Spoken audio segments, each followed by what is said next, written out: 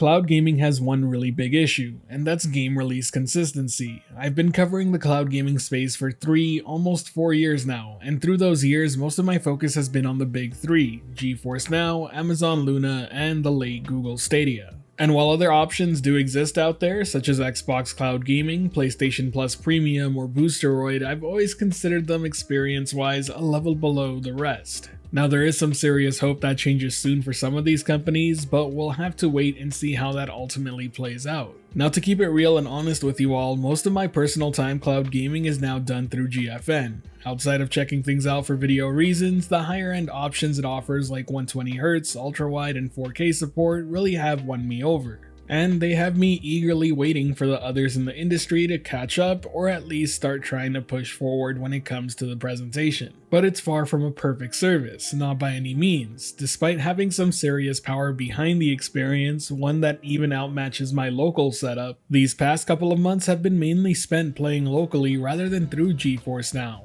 Why? Street Fighter 6, Exoprimal, Diablo 4, Honkai Star Rail, Valorant, Resident Evil 4 Remake, and before that, Star Wars Jedi Survivor, all games missing and available outside of the GFN service. Some of them are available through other means like Xbox Cloud Gaming or Boosteroid, but at a lesser experience than what I would be getting playing them locally. This consistent flow of games is what keeps people glued onto a platform or service, so when these games aren't available as part of it, you kind of have to go elsewhere to find it. And I'd be lying to you if I told you that this isn't part of the reason why I have been uploading less and less. Frankly speaking, a lot of the things I wish I could talk about just aren't available in the cloud right now. That ain't to say that I'm not excited about cloud gaming. On the contrary, if they were on the cloud, I'd be talking about them a lot more. And that's the thing, I don't blame Nvidia for the lack of titles or any other company really. At the end of the day, I know this is a game of back and forth where companies would like to receive monetary gain for their games on a service. Or maybe these companies have other reasons internally to not allow their games streaming day one on the cloud, but the lack of these games really does have an impact as an end user.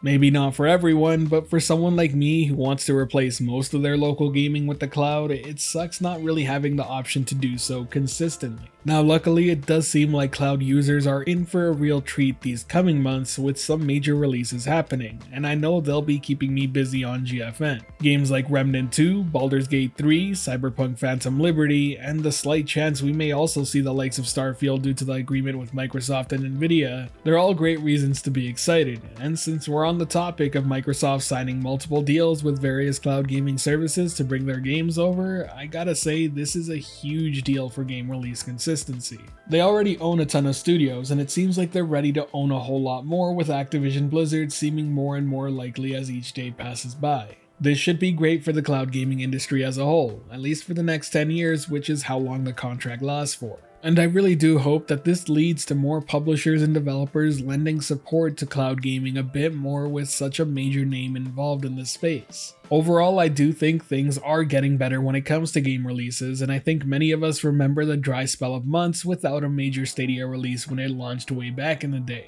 Things are nowhere near that bad anymore. Most services have a pretty consistent release schedule now, and while they may not include every major release, at least they include some new games to check out or try on the regular.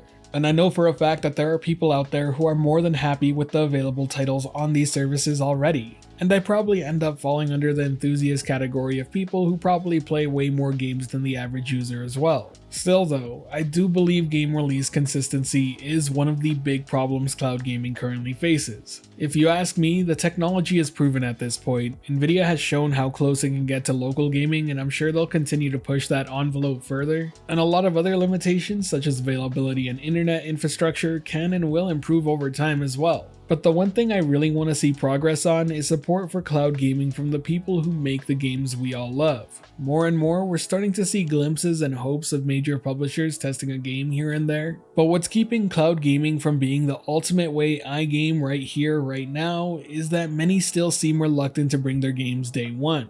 And that's always going to remain odd to me, as you have people like me with money in hand ready to purchase the games the moment they do arrive, like others already do for the platforms where they do come out on. Now, a lot of this is coming from my perspective of how I use cloud gaming, but I'd love to hear yours. What service do you use, and is it enough to keep you on it all the time, or do you see yourself swapping back and forth from local to cloud gaming? Is switching the majority of your gaming to the cloud even something you're interested in doing, or is it something that you'll keep as an add-on to how you normally play? Let me know your thoughts down in the comment section below. If you enjoyed this video or found it helpful at all, be sure to hit that like button as it really does help the channel out. And if you're wanting more content like this, be sure to subscribe and hit that notification bell as well. As always, I hope you have a great day. This has been the Virtual Cloud, giving you the latest and greatest on everything cloud gaming related. And until next time, I'll catch you in the clouds.